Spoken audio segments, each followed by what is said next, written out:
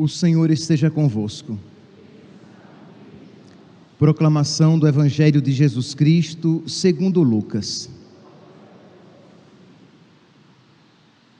Naquele tempo, disse Jesus aos seus discípulos: como aconteceu nos dias de Noé, assim também acontecerá nos dias do Filho do Homem.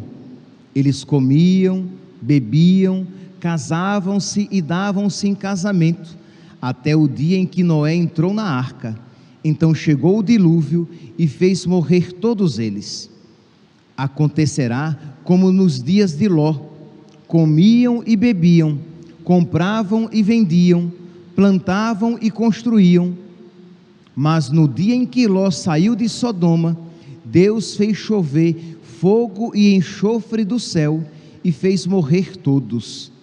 O mesmo acontecerá no dia em que o Filho do Homem for revelado. Nesse dia, quem estiver no terraço, não desça para apanhar os bens que estão em sua casa, e quem estiver nos campos, não volte para trás. Lembrai-vos da mulher de Ló. Quem procura ganhar a sua vida, vai perdê-la, e quem a perde, vai conservá-la. Eu vos digo, nessa noite, 2 estarão numa cama, um será tomado e o outro será deixado. 2 mulheres estarão moendo juntas, uma será tomada e a outra será deixada. 2 homens estarão no campo, um será levado e o outro será deixado. Os discípulos perguntaram: Senhor, onde acontecerá isso? Jesus respondeu: onde estiver o cadáver, aí se reunirão os abutres. Palavra da salvação.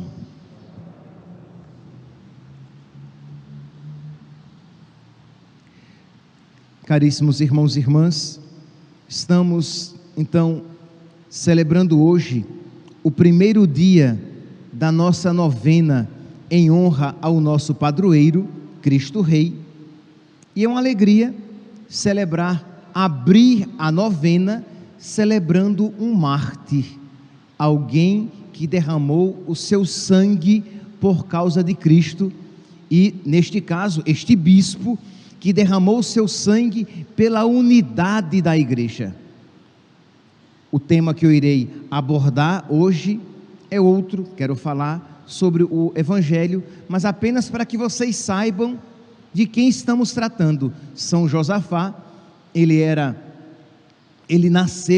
tinha nascido numa família ortodoxa, isto é, que pertencia àqueles cristãos que por volta do ano 1000 se separaram da igreja católica.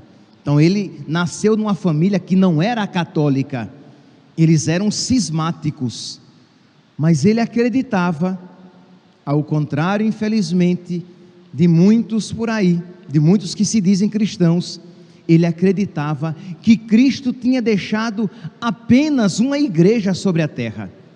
E aí um grupo de cristãos da sua região resolveu voltar para a unidade católica. Ele tinha 16 anos, mais ou menos nesse período. Quando o seu grupo resolveu voltar para a unidade católica, sabia muito bem que seria perseguido por causa disso, porque eles seriam tratados como traidores da nação, traidores daquela comunidade a quem eles pertenciam antes.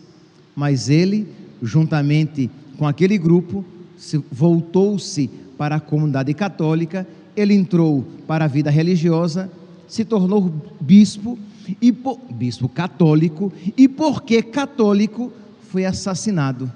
Ele foi assassinado por aqueles que o odiavam, porque ele acreditava que era necessário, uma vez conhecendo que a Igreja Católica é a Igreja de Cristo, uma vez conhecendo que Jesus Cristo fundou apenas uma igreja, então ele acreditava que uma vez crendo nisso, descobrindo isso, ele deveria pertencer à Igreja Católica. Então é muito triste quando nós vemos até mesmo entre católicos a seguinte afirmação: ah não, placa de igreja não salva ninguém, como se fosse indiferente ser católico, ser protestante, ser ortodoxo, porque São Josafá nisso não acreditava, porque São Josafá sabia que pertencer à Igreja de Cristo, que a Igreja é necessária para a salvação, São Josafá abandonou de alguma maneira a comodidade de continuar pertencendo aos ortodoxos para pertencer à única Igreja de Cristo, e por causa disso ele morreu. Mas este homem não teve medo das ameaças dos homens, porque se apoiava numa rocha inabalável. Foi com esta antífona que nós começamos a missa de hoje. Pois bem, que Ele interceda por nós, para que nós também não tenhamos medo das ameaças do mundo, e que também nós estejamos alicerçados em Cristo, rocha inabalável, para que possamos, meus santos, caminhar para o céu. E eu digo isso, caminhar para o céu, porque a novena de Cristo Rei, ela é caracterizada por esta temática. Vocês vão perceber que os textos todos vão sempre falar de alguma maneira a respeito da preparação para o céu, da preparação para a vinda de Cristo, que Cristo virá ao mundo. Então essa preparação para a parousia.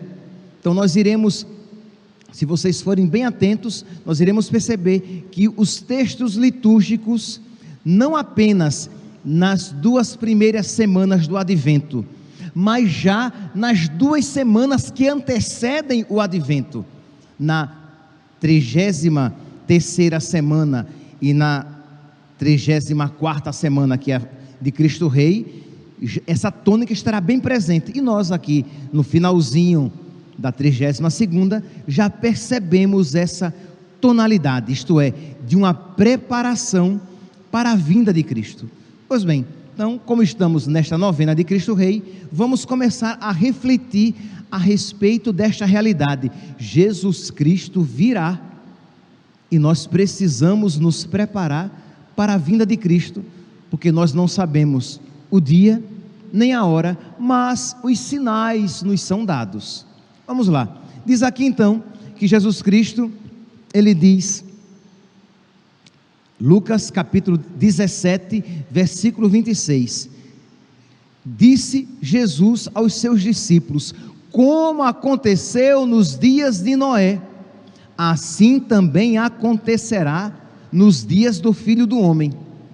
Como aconteceu nos dias de Ló, assim também acontecerá nos dias da vinda do Filho do Homem. Jesus Cristo, ele compara a sua vinda, o seu retorno, com os dias de Noé e os dias de Ló. Então é importante, para que nós possamos compreender o que é que Jesus está dizendo, que você saiba a que é que ele está se referindo. Então aqui, quando ele se refere aos dias de Noé, ele está se referindo lá àquela passagem do livro do Gênesis, no capítulo 6, que diz que a maldade dos homens era muito grande, que a perversidade dos homens tinha crescido muito sobre a terra, né? Versículo 5, Gênesis capítulo 6, versículo 5, o Senhor viu que a maldade dos homens era grande, e que todos os pensamentos do seu coração estavam continuamente voltados para o pecado. Então, a humanidade que tinha se voltado quase que totalmente para o pecado, para a maldade. Não é querer, meus santos, ser pessimista, mas é apenas olhar para o mundo. Não é uma realidade muito diferente da realidade atual na qual nós estamos vivendo. No versículo 11, diz aqui: a terra corrompia-se diante de Deus e se enchia de maldade. Versículo 12, Deus olhou para a terra e viu que ela estava corrompida, toda a criatura seguia na terra o caminho da corrupção. Então Deus, vendo aquela maldade, Deus então envia o castigo. Mas para que é que Deus envia o castigo? para que nós nos arrependamos, para que nós nos convertamos, para que nós olhemos para a nossa vida a partir daqueles acontecimentos e tenhamos tempo de mudar de conduta. Então Deus diz a Noé: prepara uma arca, porque virá uma grande destruição. E Jesus, se referindo a esta passagem, ele diz: pois bem, no tempo de Noé, não obstante aquele sinal de Noé ali preparando a arca e dizendo que viria o dilúvio, diz aqui Jesus em Lucas capítulo 17 versículo 27, eles comiam e bebiam, eles se casavam e se davam em casamento, eles não estavam nem aí, eles continuaram normalmente a sua vida, não obstante aquele sinal que Noé era para eles. Então, são aqueles que vivem no pecado, esquecidos de Deus, são aqueles que vivem no pecado e não estão preocupados se a própria vida está de acordo com a vontade de Deus. Nós sabemos muito bem quantas pessoas riem.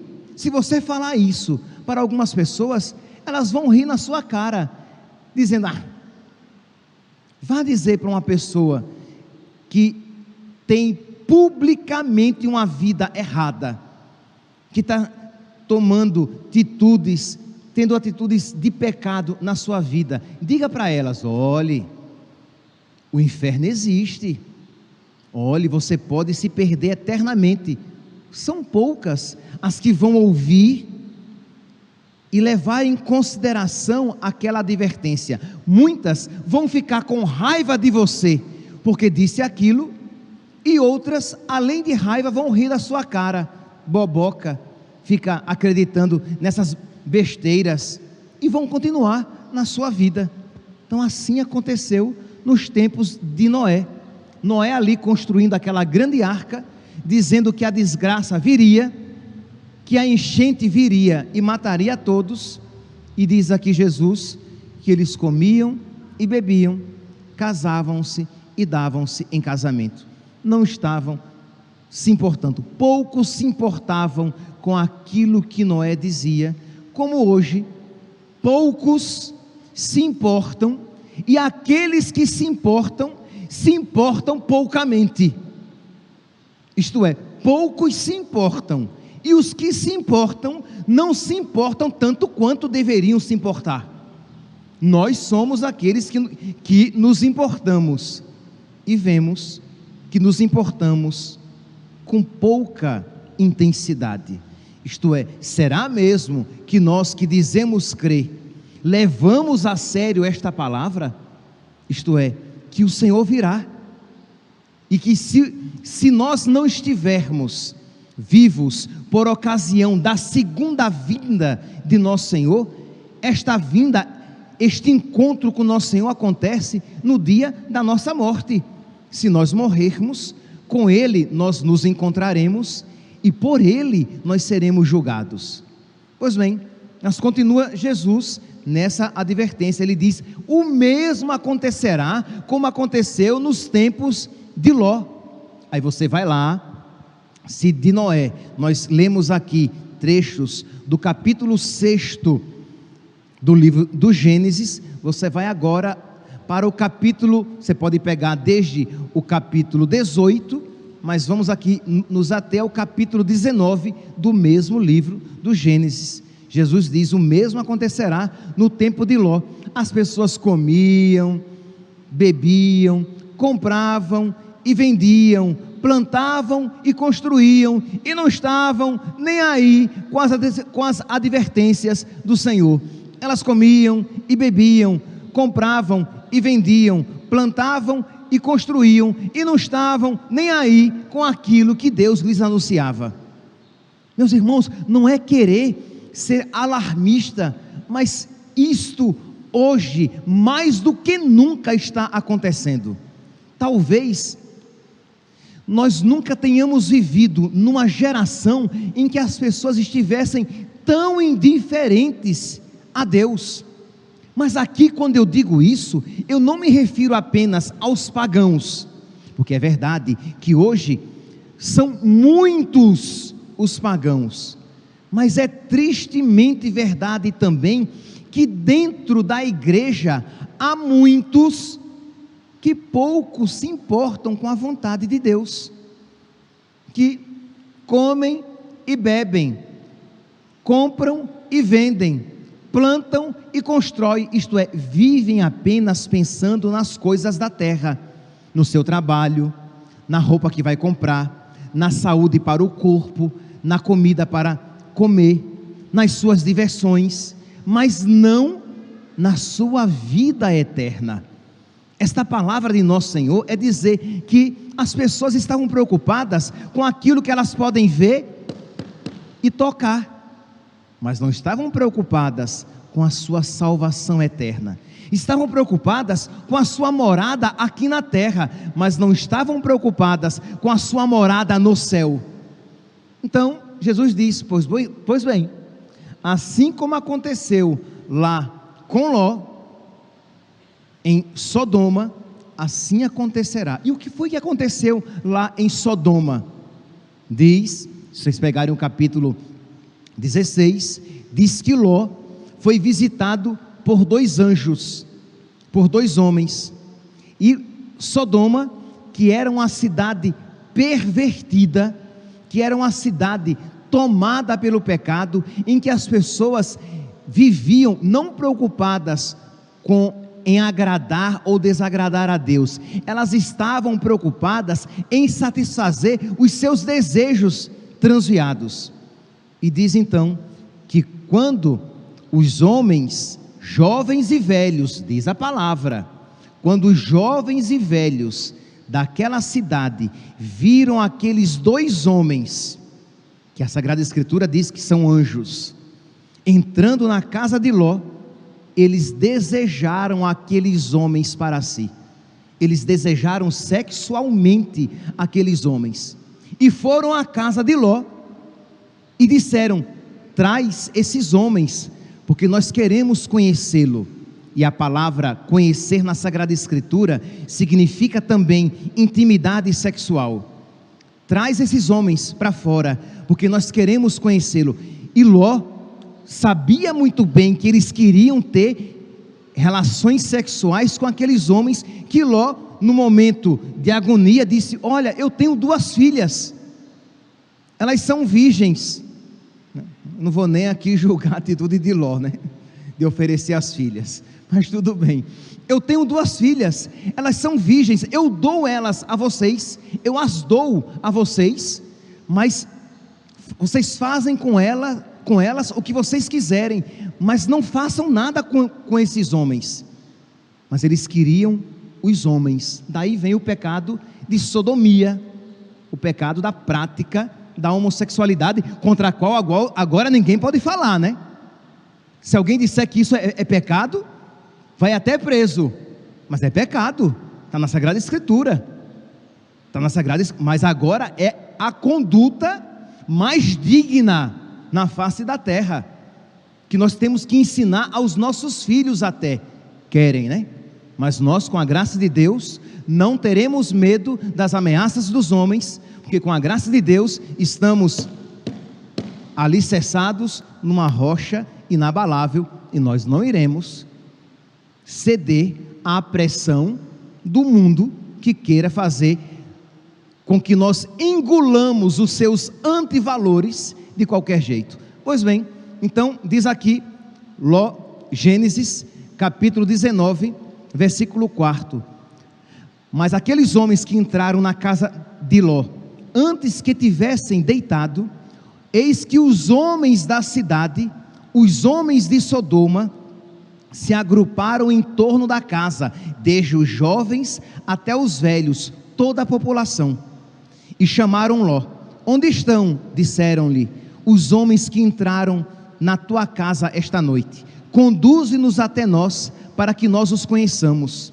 Ló saiu para ter com eles, foi à porta, fechou a porta atrás de si, para que eles não invadissem a casa, fechou a porta atrás de si e disse-lhes: suplico-vos, meus irmãos, não cometais este pecado, não façam isso. Ouvi, eu tenho 2 filhas que ainda são virgens, eu vou-las trarei, e fazei delas o que quiserdes, mas não façais nada a estes homens. Mas eles queriam, estavam decididos, e diz então que os anjos saíram, puseram Ló para dentro da casa, saíram e os cegaram, eles ficaram cegos, aqueles anjos cegaram aquela população, e eles não puderam colocar a mão naqueles homens, e a cidade foi destruída. Mas eles estavam o quê? Obcecados pelos seus pecados, eles queriam de qualquer jeito fazer a sua vontade, e não estavam ali preocupados se aquilo era ou não era agradável a Deus.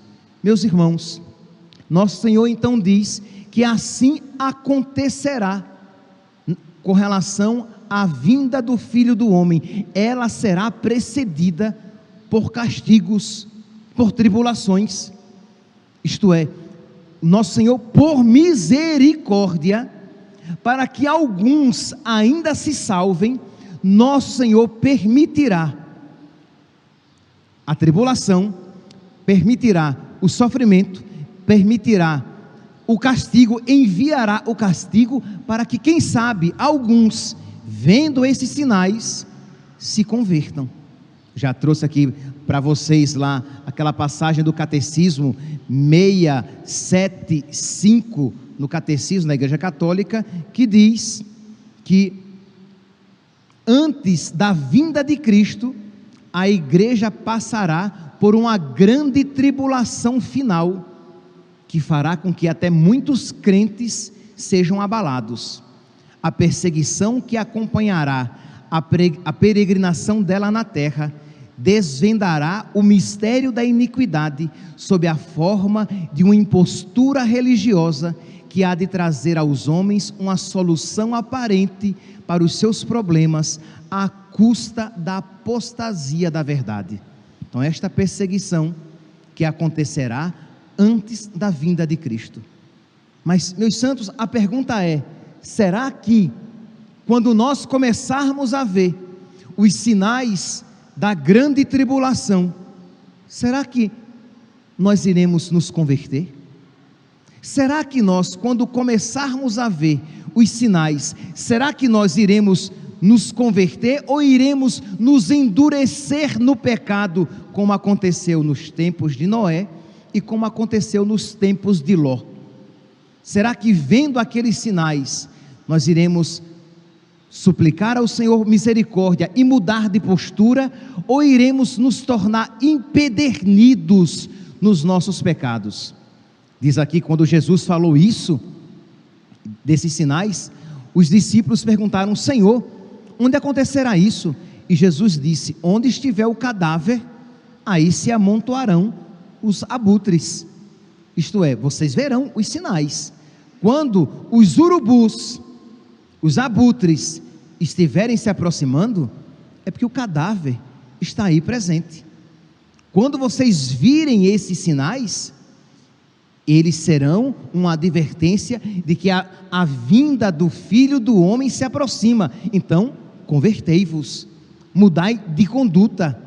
Vamos então juntar as nossas forças e nos decidir mais do que nunca por Deus, e suplicar a Deus a graça e a força para que repudiemos mais do que nunca o pecado.